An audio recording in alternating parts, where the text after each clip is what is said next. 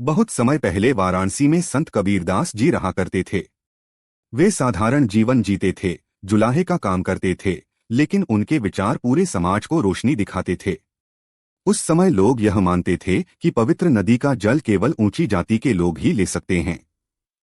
दलित और गरीब लोगों को वहां जाने तक की अनुमति नहीं थी।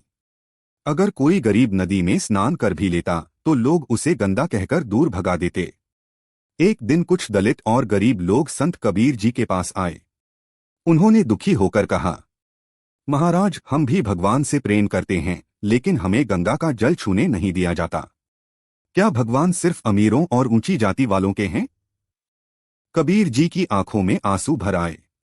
उन्होंने शांत स्वर में कहा, ईश्वर तो हर प्राणी में बसता है। अगर कोई कहे कि यह जल सिर्फ उसी का है तो वह भगवान की शक्ति को बांट रहा है।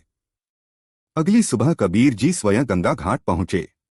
उन्होंने अपने हाथों से जल उठाया और पास खड़े सभी गरीबों को पिलाया। लोग हैरान थे। ऊंची जाति के पुजारी चिल्लाए, यह पाप है, गंगा का जल अपवित्र हो जाएगा। लेकिन कबीर जी मुस्कुराए और बोले, पानी तो वही है जो सबके लिए है।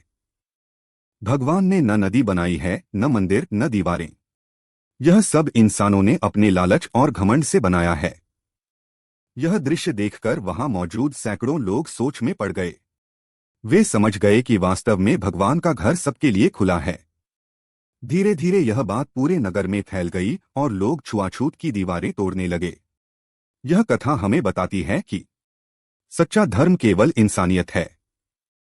नदी का जल, सूरज की रोशनी और धरती, ये सब भगवान के दिए हैं और सबके लिए समान हैं।